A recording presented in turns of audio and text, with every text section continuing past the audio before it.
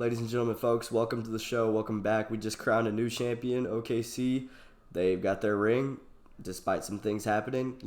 I'm not a believer in the asterisks, but if you guys have been following the pod, big freaking hater of this team. And I'm just going to get all that out of the way first. This is a great, well-earned championship title for OKC, all things considered.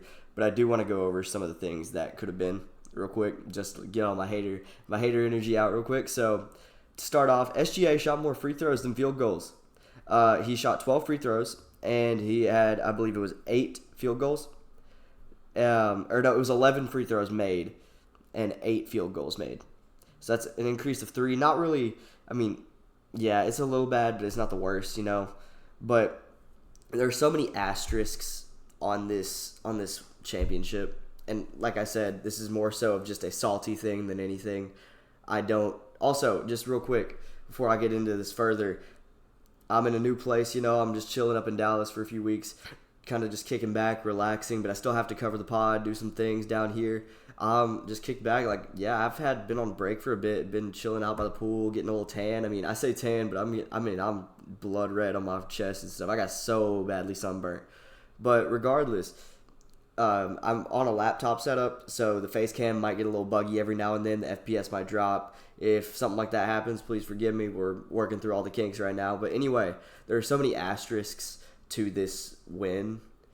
It's kind of insane because we see, obviously, the tragic Halliburton going down Game 7, which that looked, the second he went down, my dad and I were watching it, and I was like, oh, he tore his Achilles. It still looks like it. We're, as of now, at 10:14 p.m. on a Sunday, on the Sunday where they won it. It's just a lower leg injury.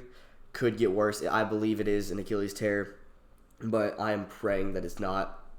You just hate to see players go down like that. It sucks. It's the worst part of basketball by far.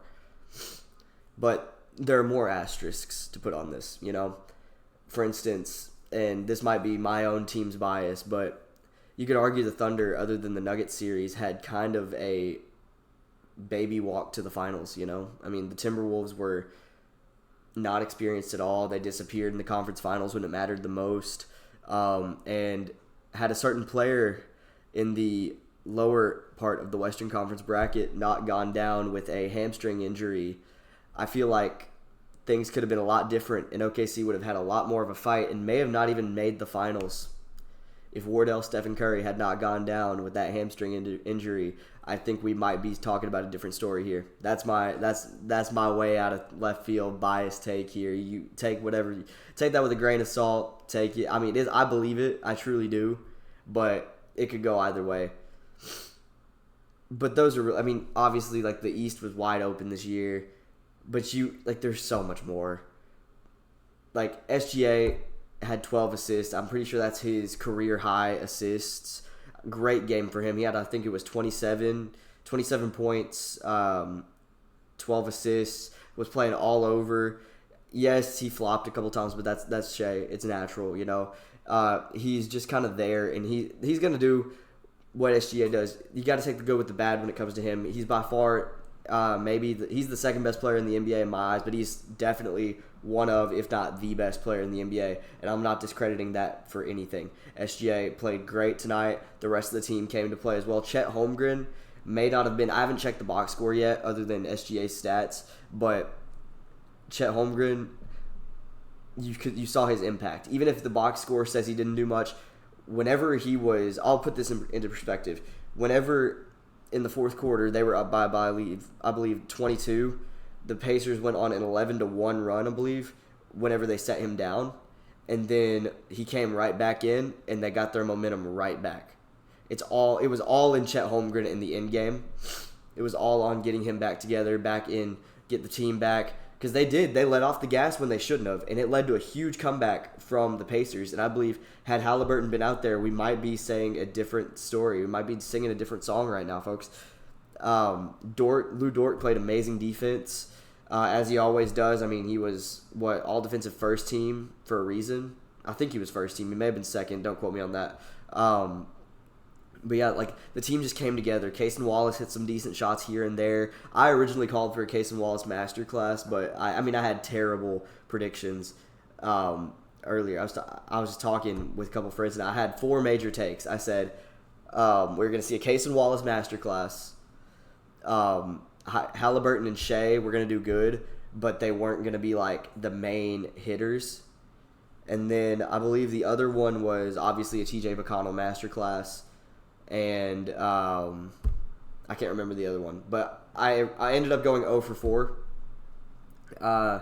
The one thing I am really proud of this season is, not to brag or anything, but when everyone was saying Thunder in 5, I was saying Thunder in 7, Pacers in 7, could go anyway. I mean, towards the beginning, whenever they took a 2-1 lead on them, the Indiana did, I was singing Pacers in 6, but whenever, I will say, at the beginning of the finals, everyone doubted me. I knew from the start this team was special, and they still are. They're going to be one of the better teams going forward, and I'm really excited to see how they play.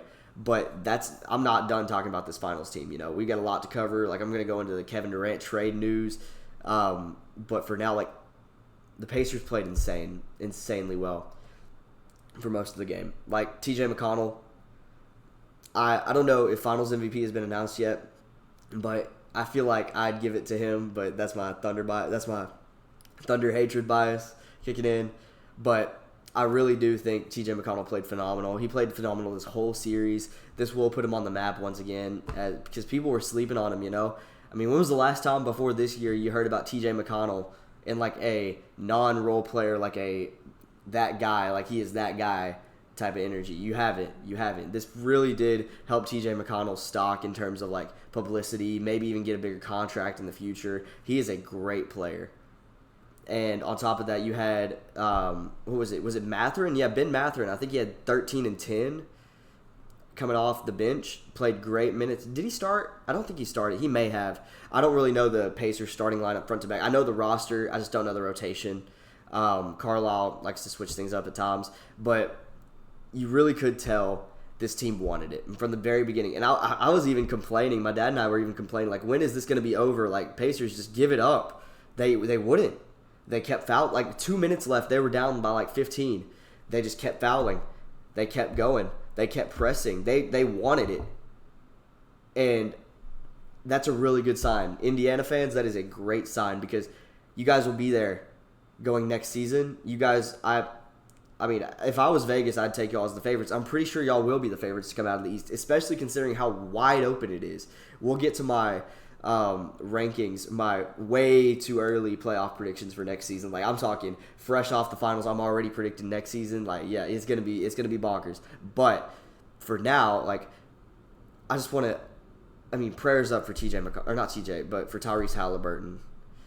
I mean, he played his heart out. He had 9 points in the first, 6 minutes.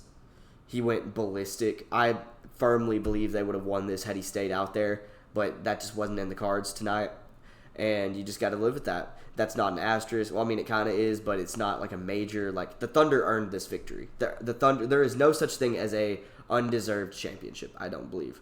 At least yet. We've yet to see one. The Thunder earned it despite all the things that happened. It's like what Steph said in 2015. I'm sorry, we played who was in front of us. We can't bring people back. We just played who was in front of us, and we played them well. And at the end of the day, if you're OKC, that's all you can say. You had a few injuries, but I mean, you beat some great players. I mean, for 6 games, you held up against Halliburton and the Pacers. And I mean, heck, for 7 you did. I mean, you won it. But yeah, I don't want to sit here and be like, oh, this was not deserved. But OKC fans, rejoice. I've got a lot of OKC friends, fans that are friends. They're loyal, especially down for where I'm from. I've been seeing, I know my 5th grade math teacher is jumping for joy right now. Shout out you wherever you are. But it was crazy. He burned a Kevin Durant jersey, and he had a KD jersey hung up on one of the walls, and it was upside down. It was whenever he left to go to Golden State. It was one of the funniest things. But yeah, I bet he's somewhere just rejoicing. You know what I'm saying? My original hook for this was gonna be glue sniffers rejoice, your team won a championship. But looking back, most of the OKC fans I have that are friends are great people. I can't really say nothing bad about them. So I guess y'all are beating the glue sniffer allegations today. But hey, maybe not in the future. But regardless, we got a nice offseason coming up.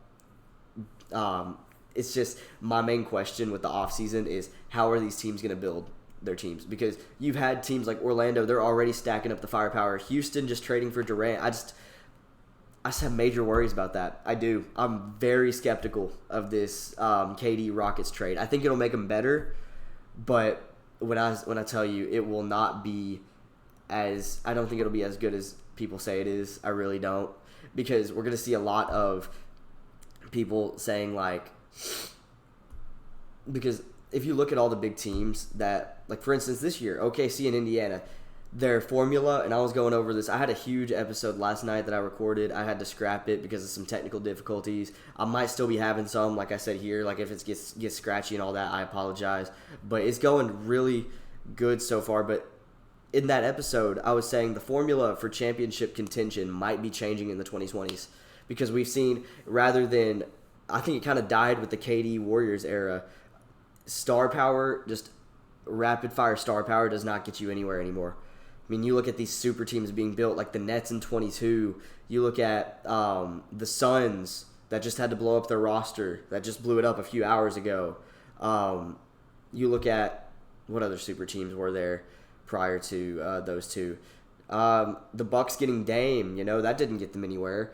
All these teams giving up all that depth for that one star, it just does not work out. It doesn't work at all.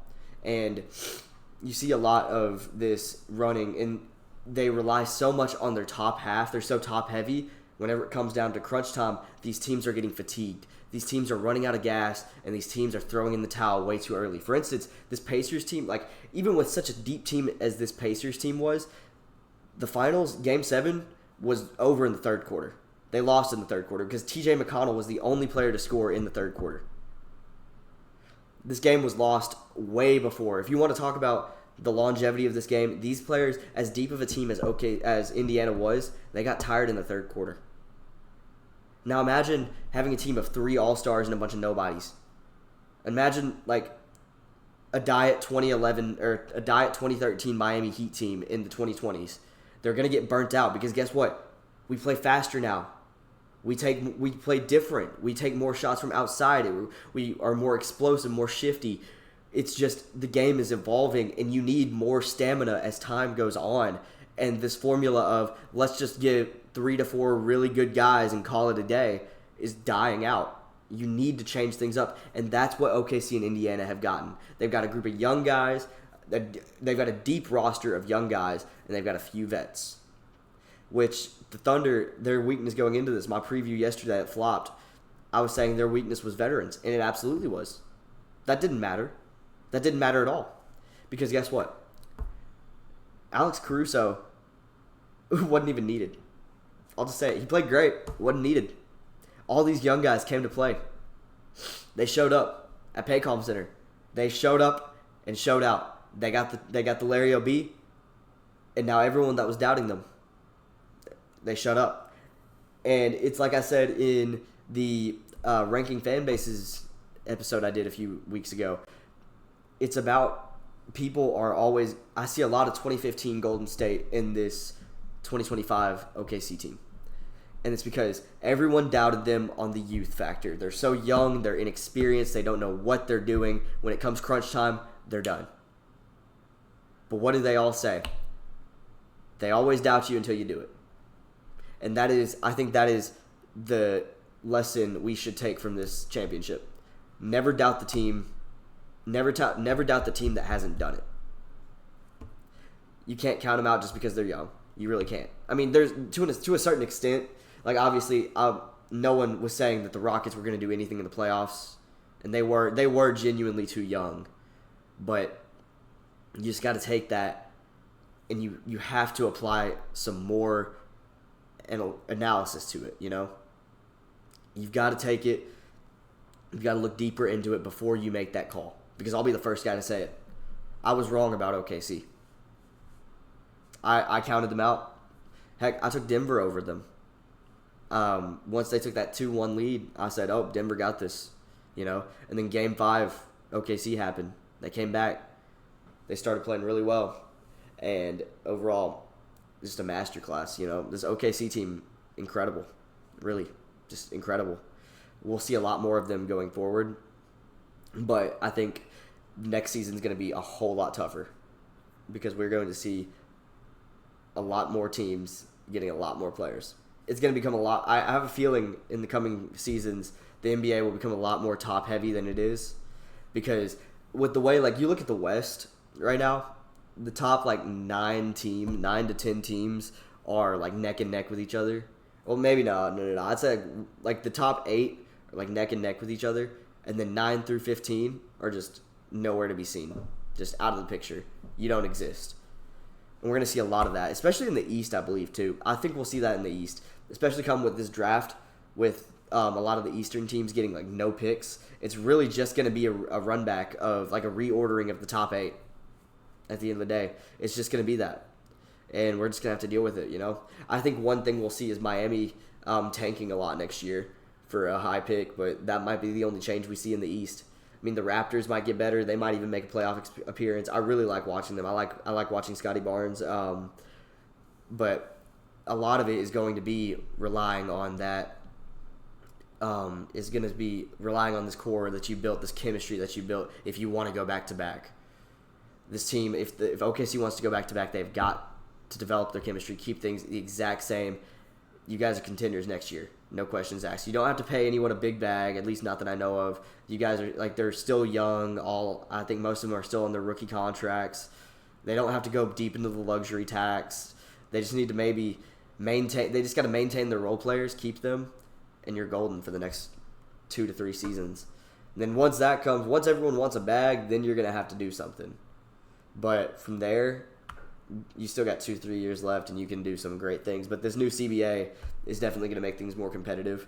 And with that being said, I think we get into KD to the Rockets now. So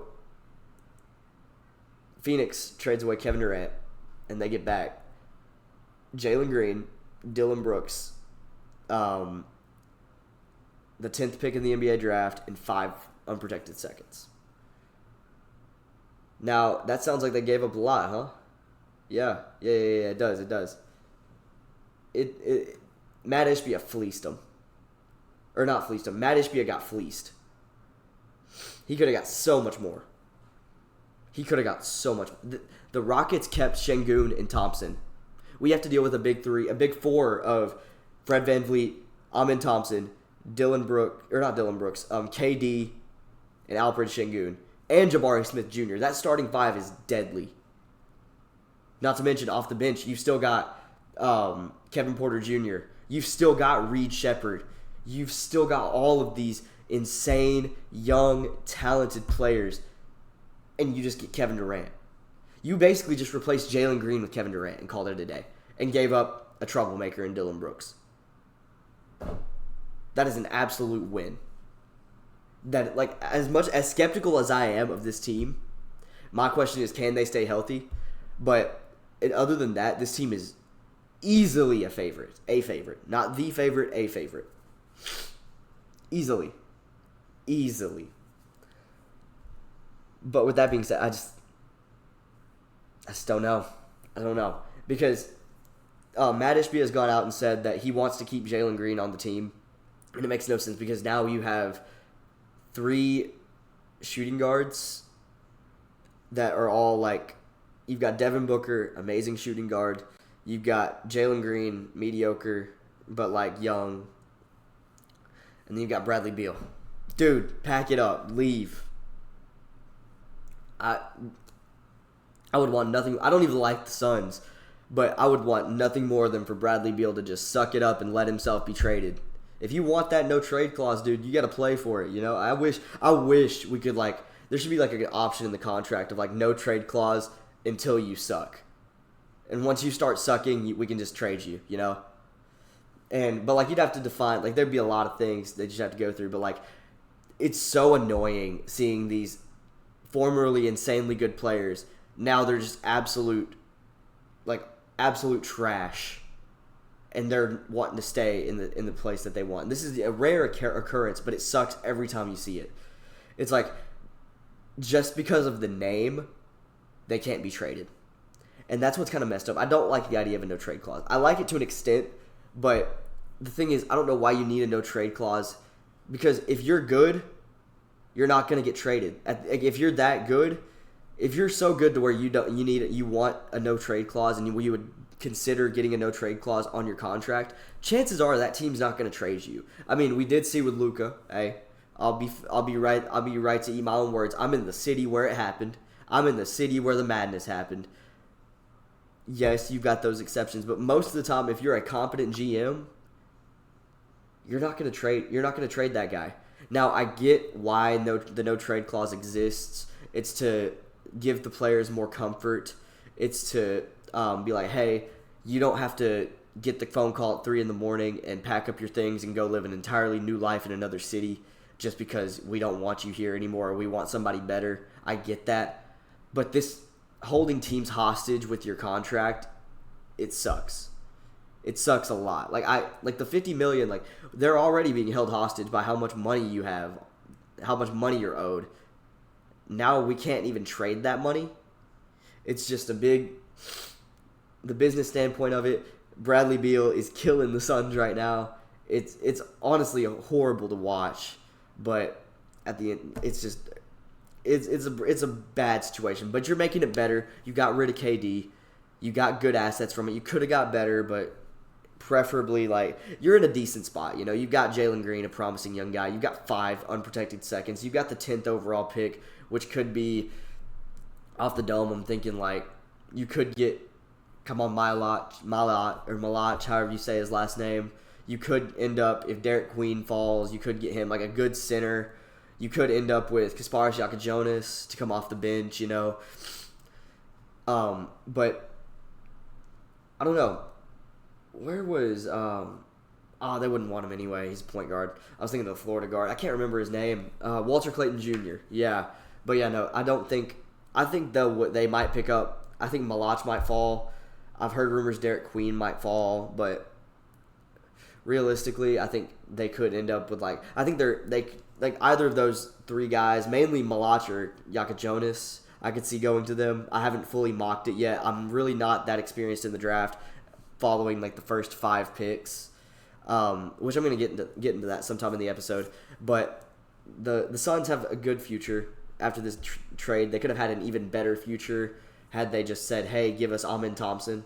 Because that's the thing. If you're the Rockets and you have to be forced to give up either Şengün or Thompson, the NBA, at least this year, has shown teams that you need a big man. You look at Golden State getting absolutely dismantled by Rudy Gobert. You look at Los Angeles getting absolutely dismantled by Rudy Gobert. What else? The Pistons getting their lunch eaten by Cat. You need a good center. Which Jalen Durant's good, but like the center position, like you need a good center. And if you get rid of Şengün, you just have Steven Adams. And Steven Adams is great, but who's your backup at that point, you know? They've got a great big core, and I think Amin Thompson would be the one to go. But the thing is, Phoenix didn't even ask for that. Why am I even making this a hypothetical thing? Phoenix didn't even ask for that. They just asked, hey, give us Jalen Green and some picks, and we'll call it good. Which those seconds could be something. But you could have got, man, get 3 unprotected seconds and then bring in Amin Thompson instead. I bet they still say yes because they're Houston. Considering how they got beat by the Warriors, they're going to want something, you know? But at the end of the day, you just got to take what you can get and moving on. So, I'm going to go to predicting the standings for next season. This will be fun. So, I'm going to start out with the West because the West is kind of more consistent. I've got the top 2 remains the same, Thunder, Rockets. I could definitely see this could go interchangeable. I'm saying 1 seed Thunder, 2 seed Rockets, same thing. 3rd seed and 4th seed are going to be back and forth between the Lakers and the Wolves. I think the Lakers get their center. I don't know who it's going to be, but I think they get their center. I've heard rumors of Mark Williams getting cleared again, so they might be able to do that trade with Dalton Connect that they tried to do at the deadline that flopped.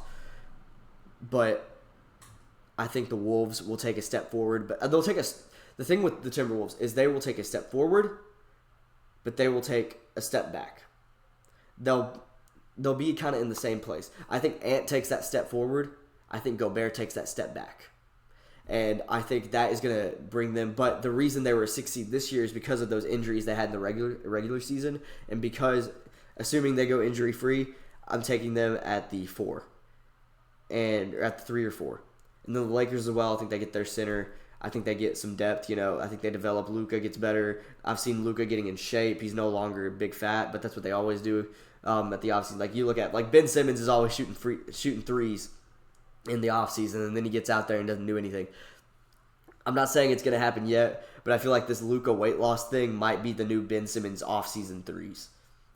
But that's me being skeptical. Either way, Lakers Wolves will be interchanged for 3 and 4, and then at my 5, I got Golden State. I'm riding for my dogs at the 5th seed. I think they end up trading for Vucevic, maybe Kobe White in the offseason, because I've seen lots of rumors like with the Kuminga money that he's gonna want. You got Moses Moody's contract. They can make a really good deal here and get a good veteran big that can stretch the floor in Nikola Vucevic, and an athletic guy in Kobe White that can get to the basket and slash alongside Jimmy Butler and get some buckets too from beyond the arc a little bit. I think that can push them all the way, or not all the way, but to the 5 seed and a genuine contender. I think we're once again going to see the top 7 teams be championship contenders this year or in the next season, because my next 2 people are, assuming no injuries happen, which is going to be a miracle considering this next team I'm about to talk about. The city here that I'm sitting in, the place I'm sitting in this chair, I think the Mavericks will take the 6th seed, picking up Cooper Flagg, Anthony Davis, assuming he stays healthy for a decent amount of time, enough to say make an impact on the regular season. Kyrie coming back as fast as possible. And then say they get a little bit of depth to go around the inconsistency of Klay Thompson. Speaking of which, hey, y'all got to let me know where are some good spots to potentially meet some cool people, some professional. I'm trying to run into Klay Thompson at a Costco type stuff. You know what I'm saying? I'm just saying, he's the guy I modeled my jump shot after. I'm in Dallas for a few weeks, and I'll be here every now and then. People in the comments, y'all gotta let me know, hey, Clay, if you somehow stumble upon this, hey, come, I don't know. You're a cool guy, yeah. But the Mavericks, I think they could take the 6th seed. They'll have to fight for it. And then the 7 seed, San Antonio. Victor Wembanyama, he might not be healthy the entire season. I think this is the team that I think will be injury prone this season, or next season will be San Antonio. Maybe not Wemby, but other guys maybe Jeremy Sohan, Devin Vassell. You see some more guys what else? De'Aaron Fox. I think Fox will stay healthy, but mostly I think the Spurs will take the 7. Just because of how competitive the West will be. And then the 8th seed is going to be like the Grizzlies was this season, kind of that dud team that made it just because I'm taking the New Orleans Pelicans. I think Zion Williamson will, for once, stay healthy. I think this team puts it together. They don't have an injury-ridden season, but with how stacked the West is, it just won't happen. They'll be an 8th seed, and they'll just kind of be a first-round exit to the Thunder, just like the Grizzlies were this season.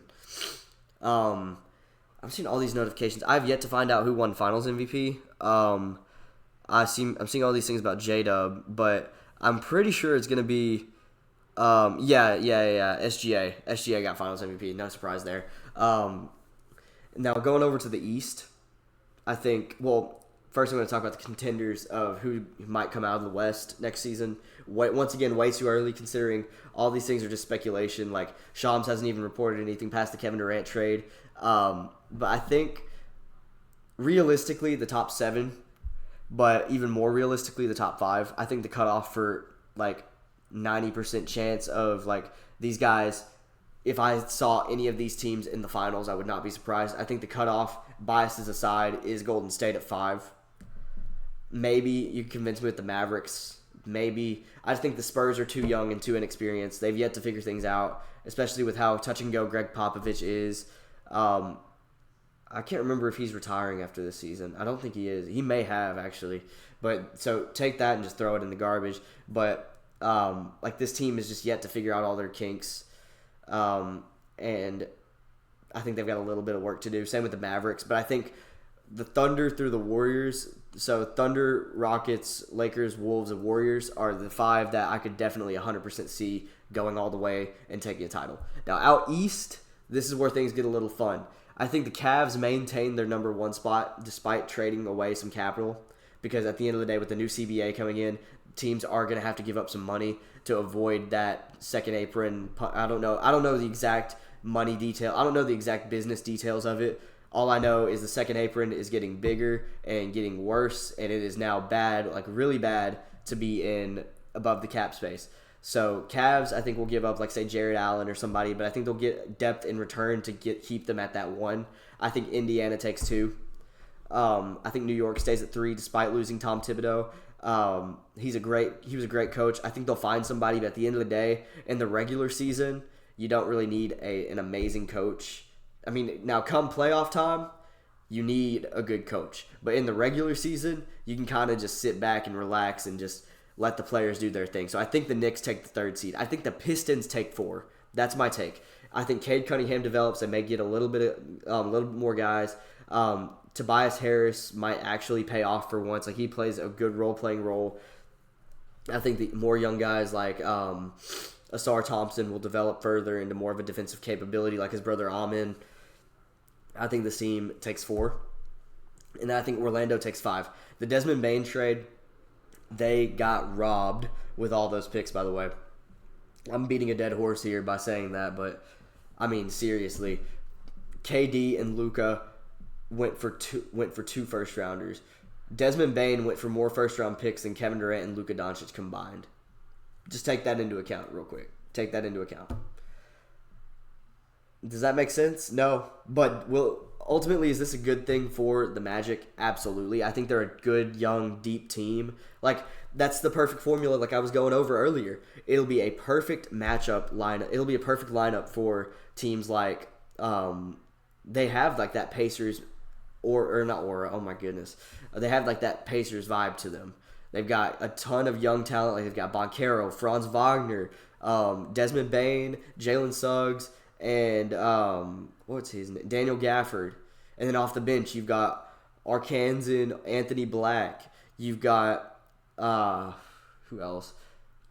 You got off the KCP money. Hey, you got off the KCP money. You can go get somebody, maybe. I don't know the exact details on that. But you've got depth and you've got young talent. I think the Magic will be a 5 seed. I think they'll kind of be like Golden State in the sense of they won't do that great in the regular season, but come playoff time, they might show up. I think Milwaukee at 6, Dame's Achilles tear is going to be for a minute. He'll be out for a minute. I think that'll hurt them. And on top of that, I think their depth is just not as good as some of these other teams are nowadays. And with Jason Tatum's injury, going into my next team is the Celtics. They're just trying to figure everything out. I think Jaylen Brown will be traded this offseason, probably to San Antonio, if I had to guess. If San Antonio ends up with Jaylen Brown, then I'd say my West standings, and all of the standings, for a matter of fact, might be blown up in my face, because that just now came to my mind, the fact that Jaylen Brown could be traded. But yeah, I have Celtics at 7 and the Hawks at 8. I don't really have play-in teams figured out. If I had to guess, like 9 and 10 would probably be Toronto for the out east at 9, and say, I'm trying to think of other teams. Toronto and the Bulls, yeah. And then out west, probably Grizzlies and Suns, maybe. But other than that, I just think this is the offseason can shape all of this. This is, once again, way too early rankings for me. This is like everything. One trade could blow my entire prediction list that I just made. Like the one single trade or one single draft night decision could change everything that I've been talking about for the past 15 minutes. So take everything I just said with a grain of salt. This is just kind of to have fun with it. But speaking of the draft, we got that coming up on June 25th, Wednesday at, I believe it's 7 p.m. East Central Time. I'm going Central because that's where I'm always been raised. 7 p.m. Central. But we're going to see a lot of fun guys. I think the top 2 are solidified, Cooper Flagg, Dylan Harper. I think if I had to mock the third, I'd say probably Trey Johnson. Trey Johnson goes third to Philadelphia or whoever trades. I think Philly trades that pick ultimately. If anything, I think the Hawks would be a good benefactor of the third pick. They could pick up, like, say, Trey Johnson and have a nice I think you get rid of Trae Young in that deal, send him over to Philadelphia in exchange for maybe, like, Tyrese Maxey. I don't know about Maxey, though, actually. I think you keep Maxey if you're Philadelphia, but, like, you trade him over. You get that. I have a trade on my TikTok about that. I don't know if it works because the issue there is the dynamic of Trae Young and Tyrese Maxey. You might be able to run them at 1 and 2, but then what about Jared McCain? Where does he fit in? Where does Trey Johnson fit in? Or I'm sorry, not Trey Johnson. Where does the rest of the team fit in? But the Atlanta Hawks, if they could pick up a guy like Trey Johnson, you could have a nice backcourt of, say, I'm completely blanking. Shoot. I almost said DeJounte Murray. I'm still stuck in 2018, guys. I just think ultimately Atlanta might take this, and they could use that pick and run with it. Whoever, Trey Johnson, I'm mocking to number 3. And then number 4, Concanipple. Concanipple, ever since the Combine, has jumped up tremendously. People originally had him going like top 11, mocking him to like 13 even. I've seen some as low as like 15. And now people are mocking him into like the top 3. I don't know about that just yet. I'm putting him 4. I'm mocking Concanipple 4 to the Charlotte Hornets. I think he fits perfectly with that lineup. I think a lot of people are mocking Concanipple to the Hornets, considering you've got everything you need in LaMelo Ball. I don't think he gets. I don't know, because I wanted to see LaMelo on the Magic so bad, but I just don't think we'll see him on the Magic, considering what they just gave up for Desmond Bane. You could see maybe, I don't know. The Grizzlies have 4 picks to give. Maybe he could be a Grizzly. Maybe he could back up or be a shooting guard to take up. That'd be a funny dynamic. Ja Morant and LaMelo Ball. How would that work? I don't think it would. Straight up, I think you'd want to stay away from that if you're the Grizzlies. I don't think they'd mesh well together. But LaMelo will probably get traded, and Concanipple can come in and be that consistent shooter from 3, that consistent playmaker, just consistent all-around guy that you need. You don't need a game changer this draft season if you are the Charlotte Hornets. You don't need like a major playmaker in, say, like, I don't know. You don't need to take a huge risk. At the end of the day, you just need to deal with what you got and get a few more pieces.